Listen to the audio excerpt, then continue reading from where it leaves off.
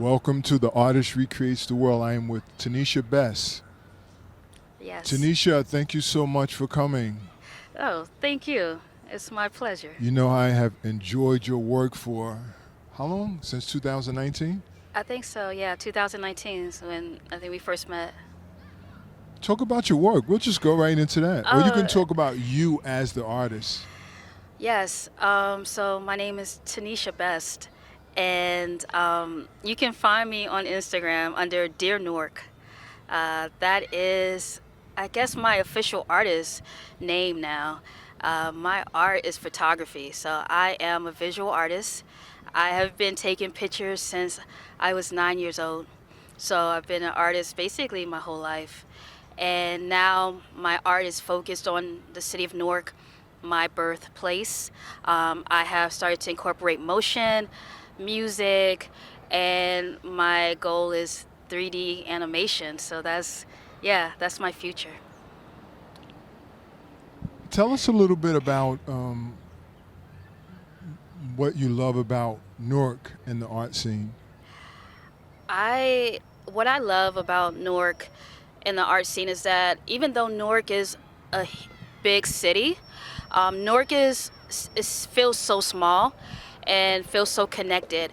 And I just love how there's a lot of support and how like I can literally just wander around downtown and I can come across black-owned businesses. I can come across murals, and Newark is it's a continuing inspiration. It's a source of inspiration for me.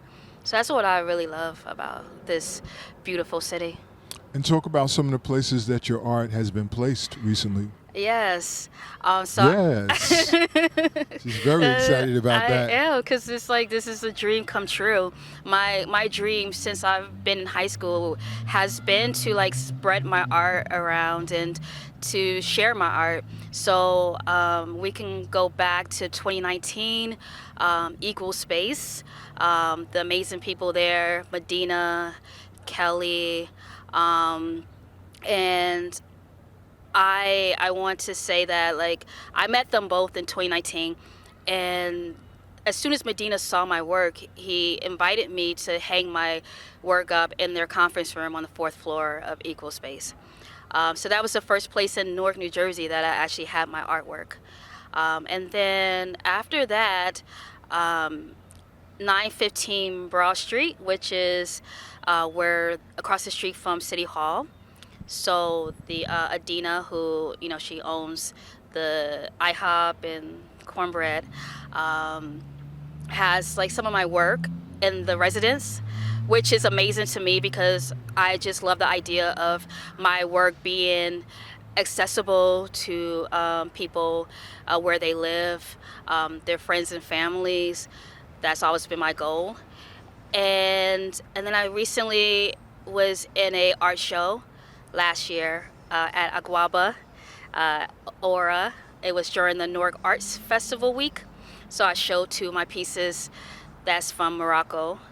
And now I have additional pieces in Equal Space. And this Friday, I'll have two pieces at 1180 Raymond Boulevard for their show, upcoming show. And that is exciting. So I wanted you to share that because it's so important for people to realize that what you're feeling in terms of your art, you may not be able to understand it or even know how to really get it out there. Yeah. But the thing to do is to just begin at some place. Yes. Talk about some of your favorite artists or who you have been influenced by. Oh, man. Locally or I'll make it easier. Locally or historically, however you want to go. You can pick and choose. Yeah. Historically, I would say Gordon Parks. Ooh, wow. That's okay. Yeah, you get in there. All right, that's good. No, I went to school for journalism. I went to Rutgers University for journalism. And so I operate from a very like journalistic perspective. No doubt. Like when I'm walking down the street and I'm walking down Springfield Avenue or I'm walking down Broad and Market, I'm looking at it from like not just what's happening now, but I'm thinking about what happened 50 years ago, right? At this intersection, or I'm thinking about the stories. So for me, being an artist is more than just an image, it's the story behind the image. So Gordon Parks is, I mean, really like my number one like inspiration when it comes to visual and telling a story behind the visual. So let's talk about those puddles that you have in those images. Yes. When did that start? I don't know if I asked you that before in talking, but Yeah. when did that start and what does it represent? Like, what does that actually represent? Yeah. So the puddles actually started over a decade ago. And it started in Harlem, actually. I was like literally walking across the street and I looked down on the ground and I saw like a puddle and I took my phone out and I took a picture of it. Um, and that, like that moment when I saw the first puddle, I didn't think about puddles ever until like, you know, that moment when I'm standing on the corner and I see the building reflected in the water. And from that moment on, I don't know, I just became fascinated with puddles because I felt like it was a different way, a different perspective. Also, it kind of made me think of it like a different portal, you know? Like, oh man, what if like... Ooh, portal. Yeah. Like a different dimension, like when you're looking at it. Because it's, even though it's just a reflection, but water in general goes deep, right? Like you go to the ocean and you don't know like how deep, you know, the ocean is. Like it can go on and on and on. So when I saw like the puddles in a city being reflective, I was like, oh wow, like this is like another dimension to me. And I fell in love with it. And from that point on, I would literally look at every place I went. I would start to travel to like Africa or like Europe, and I would see puddles, and I would have to take a picture of like a puddle, like whether it's in Morocco or like in Paris. And so yeah, it's become now like my thing to capture. And that was my next question. Your travels. Yes. What did you take away? I know you just told us what you took away, but what happens when you travel and then come back?